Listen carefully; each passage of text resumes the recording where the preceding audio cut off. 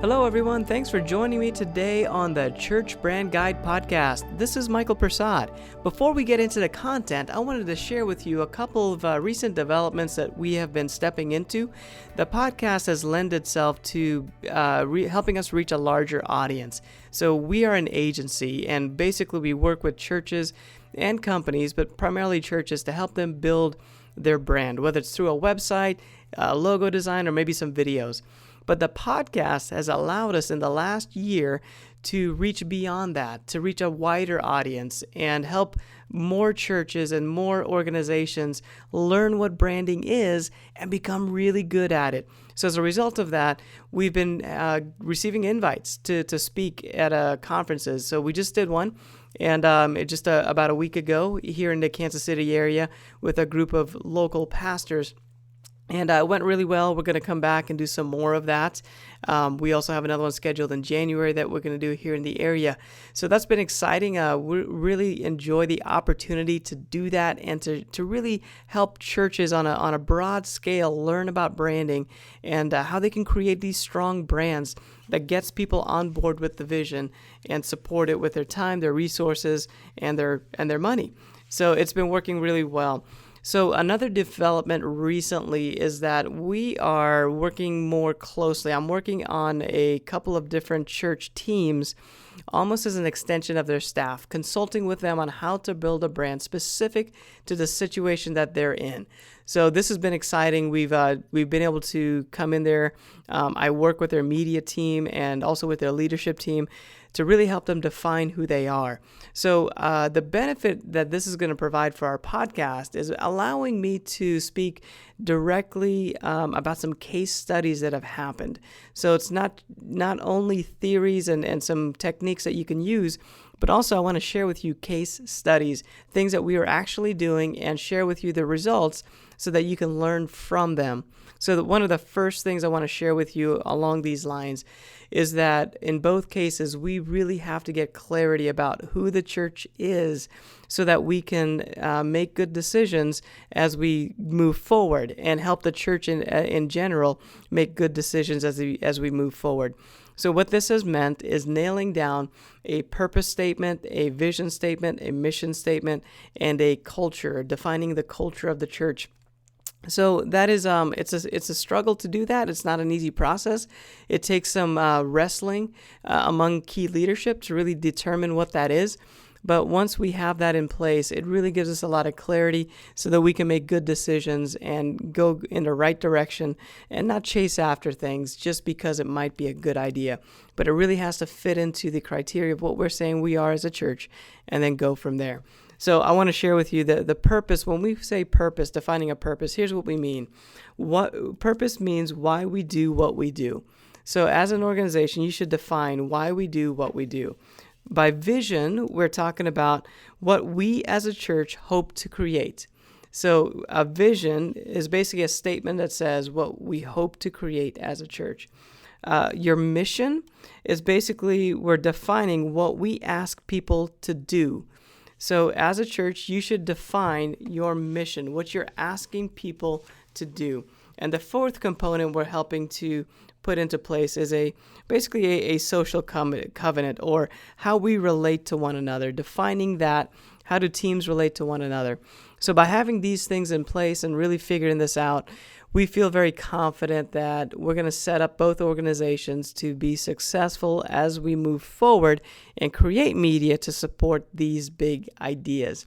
So just want to share that with you. Today, our topic that we're going to get into on the podcast is about creating a great website and what does it take to create a great website for your church. So I've invited our special guest. His name is Chase Repledge, and Repledge. I'm sorry I messed up his name, but it's a really tough name if you have to read it off. But Chase is a great resource that we have come into contact with. He's not only a web developer, but he's a pastor. He pastors a church. He's the lead pastor of a church that also develops website.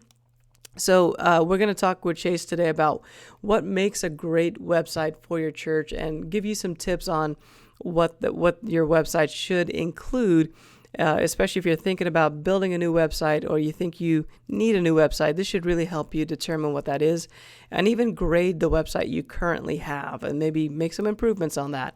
So we'll get into this conversation, but the big two ideas that I want to put out there is that the website is the center of all your marketing. So a good website is the center of all marketing. Everything points back to the website, and it should basically be able to help people, your target audience, get to what they need, the information they need to get to. The second thing that a good website does is it serves as the center of all communication. So both people that are members and longtime attenders of the church, as well as new people that might be checking out the church for the first time, the website really serves as the center of all communication. It's basically the front door to your church. So let's get right into the conversation today with Chase, and let's unpack what a great website looks like for your church.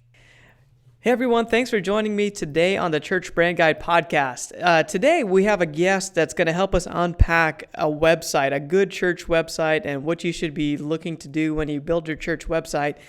So on our show today we have Chase Repledge, and he's going to help us understand what a good website looks like for your church. So welcome, Chase, to the podcast.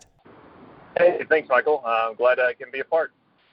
Appreciate you coming on. I know you got some great things happening in your world, so we'll get to that a little bit later on. But can you introduce yourself a little bit to our audience? Let them know who you are and what you do.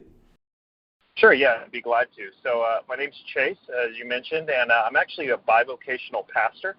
So I know the church world pretty well because I pastor a church myself and do that part-time. And on the other side, I spend my days doing freelance web design and development. So it's kind of a weird mix of skill sets. I actually remember in seminary, I would take Greek classes, and then I came home in the evenings and was trying to teach myself to code on the side. And it's actually paid out and been really nice. It gives me a job that's able to sort of provide for the ministry and then continue to be able to pastor. And so it's been an interesting journey, but one that I've really enjoyed and one that has worked well for us. Oh, that's great. So you're a pastor that also builds websites. Wow, that's amazing. I'm really excited to. I know. Yeah, I'm excited to get into the conversation with you because you totally get our audience. You're on both sides of it.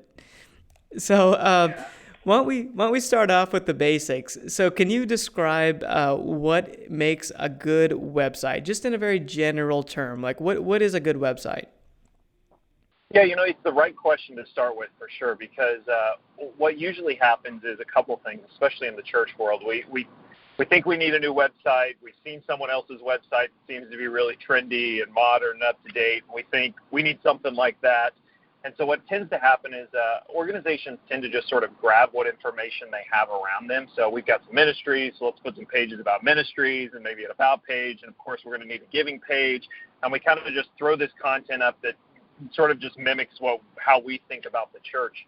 And I always say on any web project to begin with, some of the hardest part is really sitting down and making sure you have a sense of what you want that website to accomplish. As much as we might like to believe that people sort of wake up on Monday morning and decide to go to our church website to see what's new, they usually don't. The church website can be a really great tool, but it's only a good tool if we know what we're trying to accomplish with it and really build it with that goal in mind. So I usually say there's two good ones that I think are a good place to start the conversation with. A church website is a really good way to introduce people to who the church is and what God is doing in that unique and particular context. I mean, the truth is most people, if they're going to visit a church or looking for information about a church, the web's one of the places they're going to do it. So a good introduction to who the church is. And the second one, regardless, it ends up being sort of the center communications point. So you may be emailing the congregation, you may be posting to social media, but at some point all of those things are going to track back to the website. So I think a good website, if it can do those two goals right, you're well on your way. Can it introduce people to the church, and can it support the ongoing communication that you're having with volunteers or members or just people sort of participating in the worship of that church? Yeah, that's really good. I think we've come in contact with that as well, where we're trying to help churches understand the goal of the website is to serve. It's almost like you're building an employee for the church, and so you want to identify what the job is, and then build around that. Yeah, I So think that's that's a good analogy, because otherwise you can sort of you can get overwhelmed really quick. There's so much you can do with the web. Technology has given so many different options, and if you just try to start grabbing at stuff and seeing what other people have done and throwing it together, it'll overwhelm you, and you'll spend a lot of money and a lot of time and still not know if you're really doing what you wanted. So at the beginning of the project, really being clear about, here's the way that we want the website to help with the communication work that we're doing or with the conversations we're having. If you can nail down some of those goals, it makes biting off a redesign or starting a new website a whole lot easier of a project. great. So let's get very practical. So what do you recommend a church website include on the site? Yeah, I'll get to practical in a second too, but I think you kind of have to start with the philosophical answer.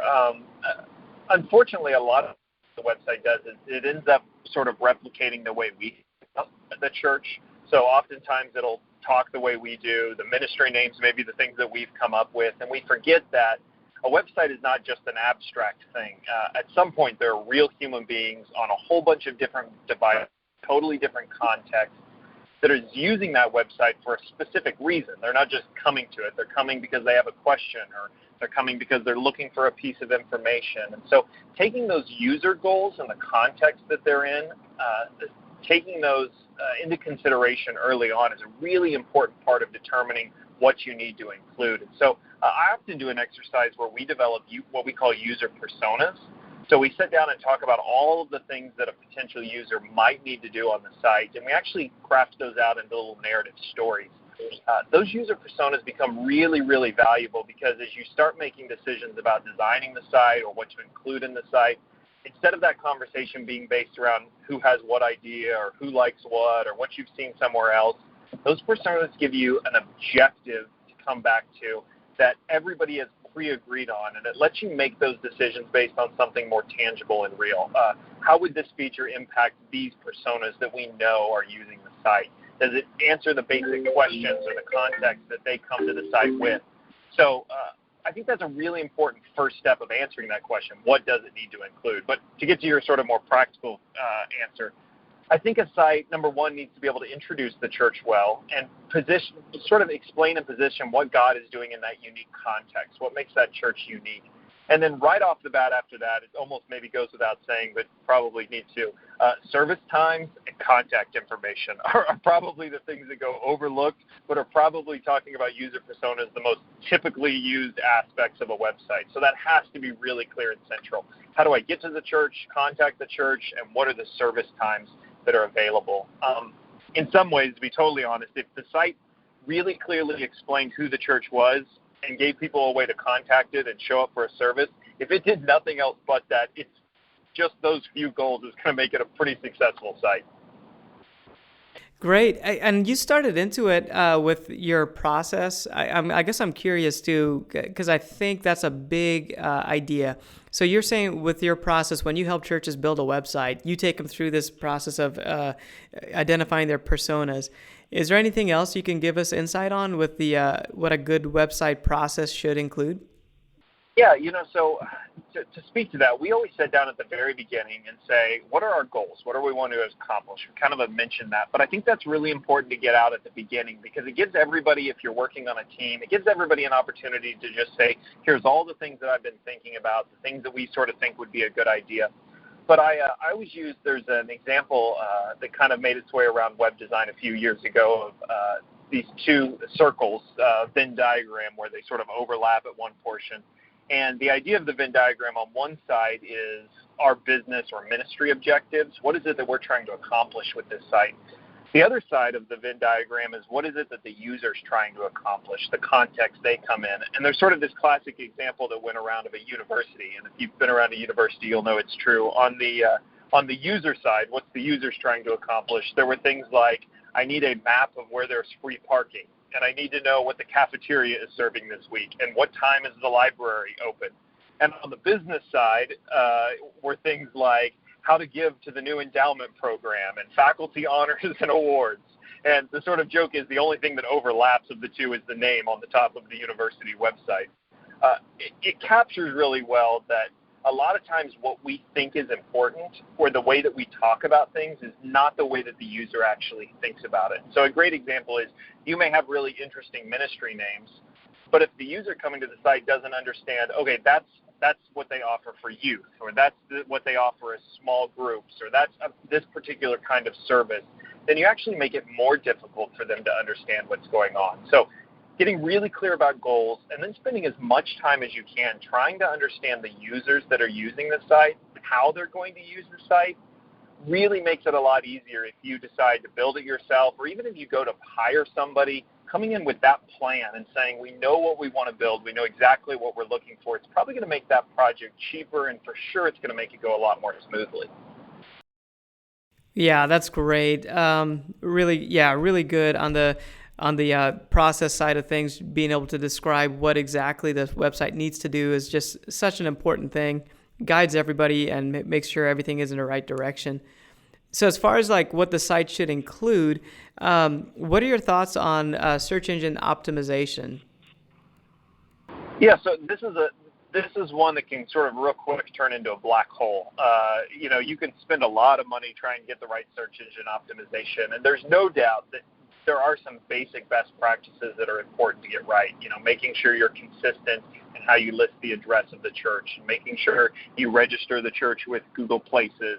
So there's some basics that you want to get right. But I always say, this is sort of how I always explain SEO to clients or people that are sort of asking the question.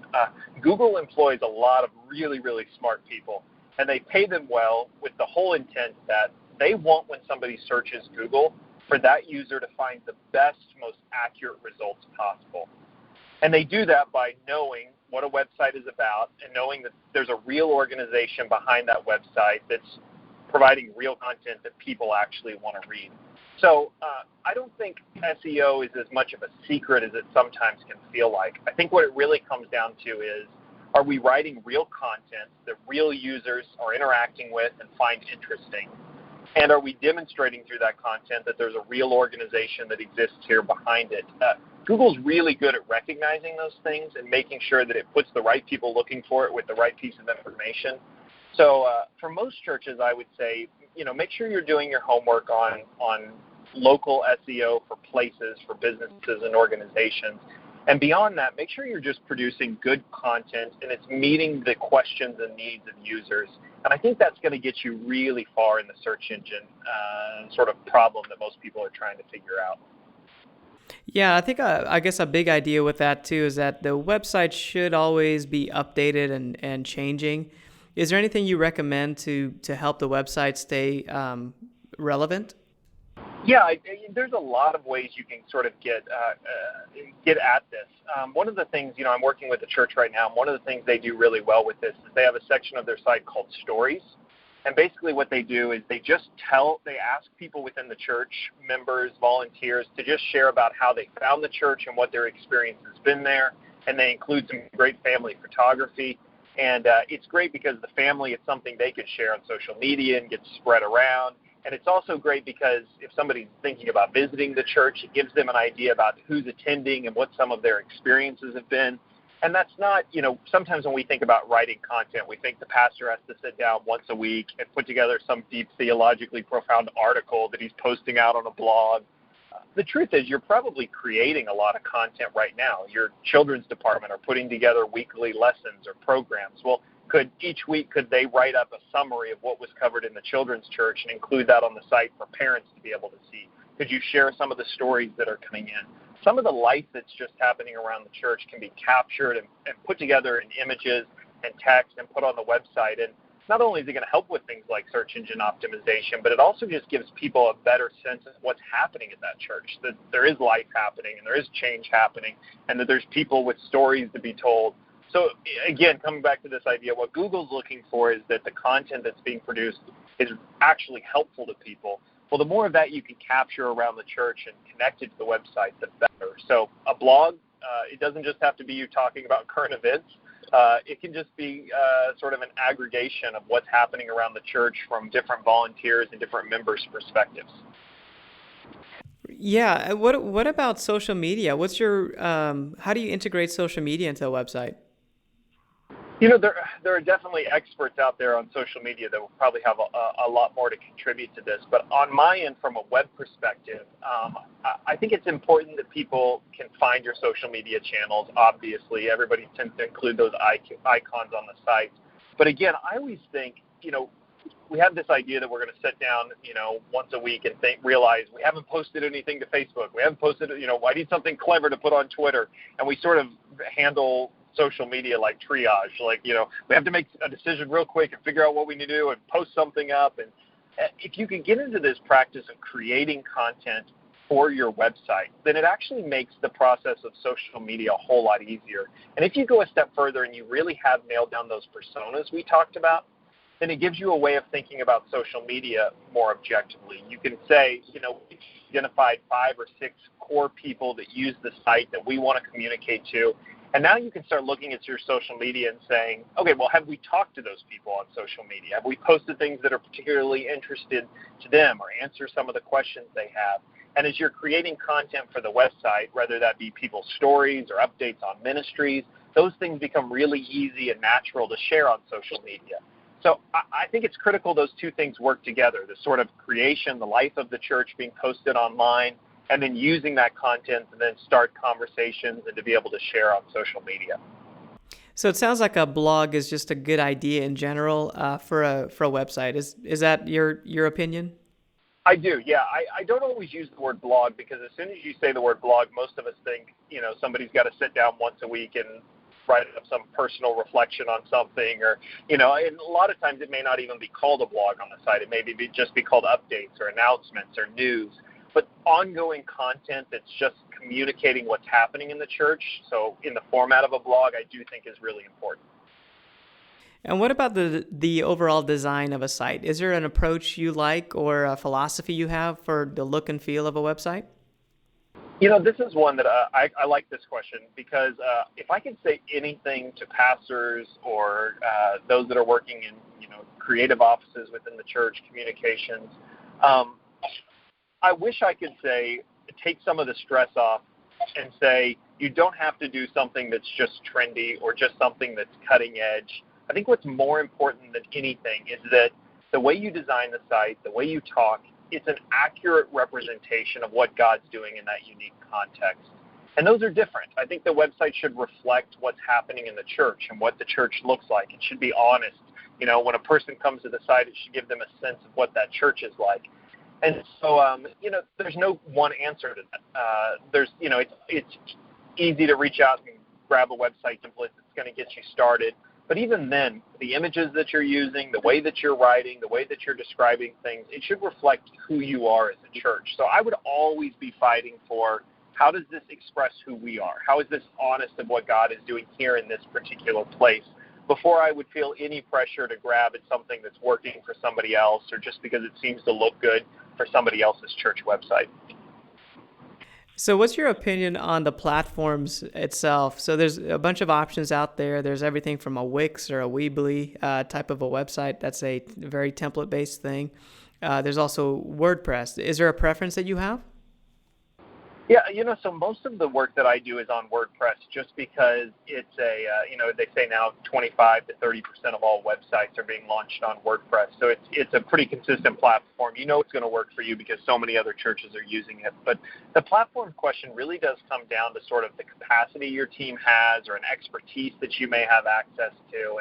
And it's becoming so easy these days to get a site up that if you make a decision now with a certain platform and a year or two down the road you decide to switch platforms, that's really not going to be the end of the world. You can make that switch. You're not locking yourself into something. So the platform question really comes down to what's going to work best for you that you have access to, help and support, somebody that's going to be able to get it off the ground. And then it's also going to depend on sort of the investment that you're looking to make and those goals of what you're trying to accomplish. That can be a vague answer. I know people are looking for more specific. Just tell me what to use. That being said, WordPress is always going to be a safe option for you. If you are just trying to get something up, maybe it's a new church or just a start and there are no resources, then some of the free sites like a Wix or a Weebly, if that's where you are and what you're needing, then I'd say get something started and get the ball rolling, and you can always move to a larger platform down the road. Yeah, I think the principles you were talking about earlier, just having the personas and knowing your goals, that's so much more important than what platform you use. And then the platform just helps you to build out something. Just really, it speaks more towards the budget than I think anything else. If you build a great, Yeah, I think you're right. I think, one of the things we get sort of concerned because when we get into these technology conversations, it can sort of go over our heads pretty quick, or it can get so confusing. There's so many options about how to build a website, who I'm going to pay, and how it's going to get designed. And you make the right point to say the real hard, as hard as that work may seem, it's actually harder to really nail down how do we describe who the church is and how do we write great content. And to some degree, even if you threw really good content that was really true of who your church is, even if you threw it on a site that wasn't everything you had hoped it would be or as great as you would like, getting into the discipline of that content creation and really articulating who the church is, you're going to be able to get to a good platform eventually. That work of good content creation is really the hardest part and really the part that will make the site excel. and I think that's the biggest thing. If we put your pastor's hat on for just a moment, building a brand, a culture, so to speak, is a super powerful way to get people on board with the vision of the church and what you're trying to do, what you're trying to accomplish. So maybe speak towards how a website helps you build a brand. Yeah, for me it comes back, and I've kind of mentioned, I think you really have to have a sense of what God is doing in a place. And I think, again, you sort of asked me to put my pastor hat on. You start to notice, I think, when you're with a group of people over a certain amount of time, you notice that there's sort of unique themes that seem to happen in what God is doing in a place. You notice it in people's lives and the stories that they share. And sometimes those things aren't necessarily slogans you're going to start using for the church. Sometimes they're more personal than that or deeper than that. But you do start to get a sense when you're with a group of people in a church for a time that God is doing something unique. He's doing something in that particular context. And so I think as a church tries to communicate who we are, a brand, I think it has to really wrestle deep with those questions. What is God doing here? How do we be honest to what God is doing? And I, as a pastor, how do I help other people start to recognize that and see that and communicate that? Sometimes when we get into things like design and when we get into things specifically like a website, what's easiest is just to grab at what other people have done. And I think we have to be really careful of that because we end up sort of trying to leverage whatever God's doing there and hope that we can show people or convince people he's doing the same thing here. And I think what people are really wanting to see is they're wanting to see communication from the church that takes really seriously where they are and what God's doing in that place. So pastors, I think, are actually sort of unique. I know it seems like a weird combination to do what I do and pastor, but I actually think we're at a unique place where recognizing what God's doing and communicating that actually works really well with both disciplines. So if you have the courage to be unique and sort of embrace that, I think it actually becomes a really powerful thing.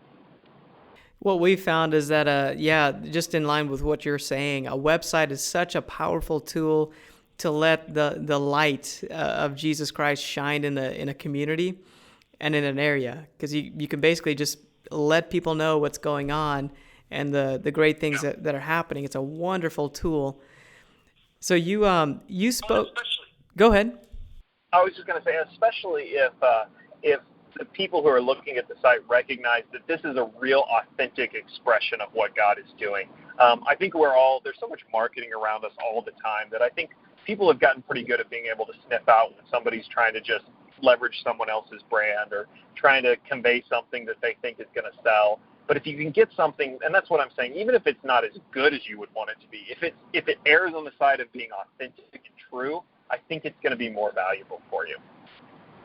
Excellent. And we spoke to the fact that you shouldn't, stress out too much about how much you put into the website, the design, the technology. Can you speak now to the other side of that? Because we come across pastors who just don't think it matters.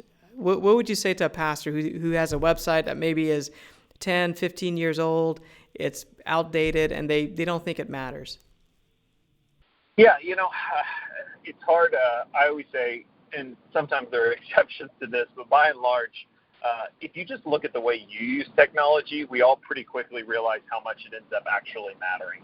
I mean, the truth is, I don't do much of anything without doing a quick Google search to try to find a recommendation or find a piece of contact information. And what most of those pastors are sort of, I think, trying to articulate is they don't think the hype of the technology matters. And I think in some contexts that can be true.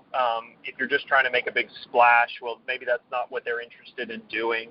But I think they miss the fact that it is the primary way that we communicate even basic information today. So even as simple as, how does somebody find the address of your church? How do they contact the church? How do they find out who the pastor is? Or how do they, even the simple task of, how do I get on the line and make a donation if I want to support something through the church?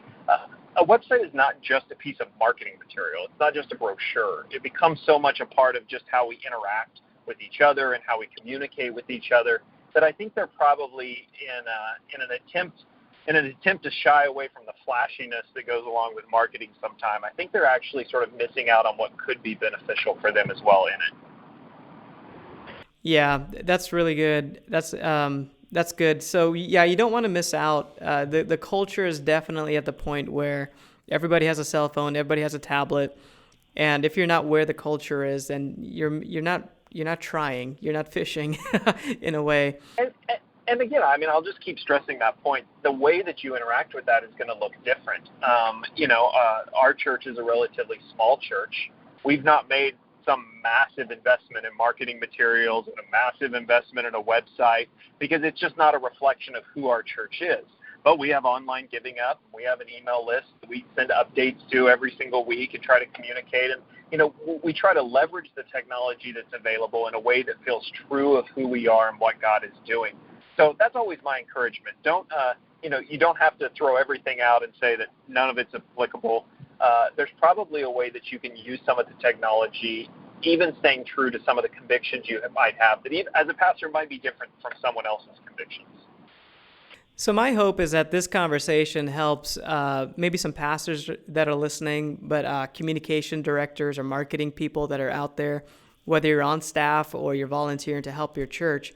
Hopefully it gives you some fuel so that you can think about a website for your church in the proper light, and you can make sure it's doing the job that it needs to do. Chase, is there anything that you would say to maybe a communications director, somebody out there that's just in charge of a website? They may not be the pastor, but any tips or tricks or plugins that would help their job just be a little easier? I might, if I can't sort of answer it really broadly, and then I might get into a recommendation or two. But, I think the more, if you're on staff and maybe you have a senior pastor who, you've got sort of a vision for how you're wanting to use technology and they seem maybe a little reluctant. And I think if you can do sort of what we've been talking about, being able to articulate a goal and a reason and really trying to explain how you think this will help with ministry or be authentic to who the church is, I think it's really important to always approach those conversations from that light. We can be those of us who use technology a lot can be a little quick sometimes to run into meetings and think, this is going to be amazing and it's going to change everything and we've got to have this and look how nice it is. And I think if we could come in and recognize that the role that it plays is not just sort of, we have great technology because we love great technology, but rather it serves a purpose and it's furthering the organization's goals. I think we're always going to be able to have better and deeper, more honest conversations if we can sort of come in thinking a little more deeply ourselves about why we're doing this. So I would say wrestle with those deep questions, wrestle with the goals, really understand the users, and you're going to find a whole lot more opportunities to sort of explore some of these technologies. If I had to give a recommendation, you know what, I'm a little bit self-taught when it comes to technology, so I can't imagine. There's so many great learning resources out there. Lynda.com is a great one for tutorials, and they have all sorts of video training for all sorts of different platforms. If it's something you're interested in, I would say just dig in. There's never been a better time than the one we live in right now to learn, and you would be amazed what you can teach yourself and what you can get off the ground with just a little bit of Googling and spending some time watching some tutorials. You're capable of probably a lot more than you think you are if you're willing to sort of invest some time and just learn some new skills. Great. And then just on the other side of that too, I think one of the great things about a website is that you're able to track your progress. So if you have a Google Analytics plugged into your site, then you're able to really be good stewards of your resources because you can see what people are responding to. As you were talking, I just was thinking through that. I was like, yeah, one of the powerful things that we do with websites is just we're able to help the church learn about what people are doing because there's a way to track people through something like Google Analytics. Yeah, and a great way of doing that is there's a sort of on the we think of just putting information out. I need an about page, a media page, a leadership page. One of the things that more and more people are doing with websites in the business sector that I think has a lot of opportunity for ministries is in the business world they refer to it as lead generation. So you've probably done. I think your website even does this. You allow people to download a free PDF if they're willing to share your email so that you can update them about what's going on. I think there's a lot of opportunities for churches to explore with that and say, what are some of the ways that we can start a conversation that may not even stay online, that may move offline through the website? Are there ways we can serve people for, an opportunity to contact them? Or is it possible for them to pre-register their kids or RSVP for a service so we'll know who they are and be able to welcome them better when they come? And so there's just a lot of opportunities if you're willing to explore and really be motivated by knowing your users and trying to communicate better with them. There's really just more and more opportunities these days for do it. And the technology is getting easier. So I'm excited to see if people can sort of be authentic and uniquely them. I think we're going to see a lot of interesting things people are doing to help with the ministry in the years to come. Excellent. Well, Chase, thank you for having that conversation with us. I know there's only so much we can cover in a probably about a 30-minute block here, but is there a way for people to keep in touch with you online, maybe social media or anything else you might have out there, a website, anything like that? They're more than welcome to contact me. It's just my name, Chase Repledge, on Twitter is a great way to get a hold of me. I might mention, I obviously work with churches and help with websites, and one of the things we've been working on is sort of a dedicated theme for WordPress for churches. So it's sort of in the introductory stages, but if you're interested in that, there's no hard sell yet. It's not even for sale, but I've got just a landing page. It's actually at ministry.website. If you go there and you can see a little preview and just drop an email address, and we'll let you know when that comes out. But Twitter's always a great way to get a hold of me too. Excellent. Thank you, Chase, once again for coming on the Church Brand Guide podcast. And I appreciate all the information you shared with us. And hopefully everything goes really well with your beta testing on the theme. That sounds amazing. We'll keep up to date on that so we can let people know about it once it's released. I hope that was helpful for you today, whether you have a website that you have just built and you're using it as a way to evaluate your website, or maybe you've had a website for a while and you just need to know how to upgrade it to do what you need it to do. Or you can determine if you need to build a new website and start from scratch and just start it over. Hopefully this episode helps you to have context of what a great website needs to do for your church. And then you can make a great decision moving forward of what you need to do. So every week we like to share a resource, usually a book that's going to help you on your journey. And this week I wanted to share with you a book called Art of the Start by Guy Kawasaki. So this is a great book, and it's really about a mindset, and it shares about how a lot of how-tos, very practical advice on doing something great. And it doesn't matter if it's a big thing like starting a new business or starting a new church, or something that might be a little smaller in scope, like starting a home group for your church. It's just about doing it great, really, really well. So Guy Kawasaki has done this many times over in the business world, and he shares some really practical tactics on how to create a strong brand, how to raise finances if you need to do that, and how to present ideas, big ideas, and present it in a way that's going to be influential to key people. So I recommend this book as a great resource for church leaders, and when you're trying to build something that's really great in your community, it gives some great insights on that. So again, the book is called Art of the Start, and it's written by Guy Kawasaki. I also want to encourage you to go to our website. It's churchbrandguide.com. On the website, you're going to find some great resources, which are free. Basically, if we can create a resource that's going to help you out, we try to do that, create some PDFs or spreadsheets and provide them as downloads. So make sure you go to the website, check out the free downloads that we have. The download I'd like to highlight today is going to be our website building questionnaire. We have a questionnaire that provides a bunch of questions to help you determine what your website needs to do. And if you're looking to rebuild your website, this is the questionnaire we use to help churches rebuild their website. It gives us the right information so we can do that very effectively. And so I recommend you get that. It's a free download. Again, the website is churchbrandguide.com. You can go there and see all our resources, which you can download for free. There's also some video courses on there where we're teaching something more in a more visual way. So make sure you check that out as well. Also rate us on iTunes. We've had some great ratings. We love it also when you contact us with any questions or comments. We love getting feedback on Facebook.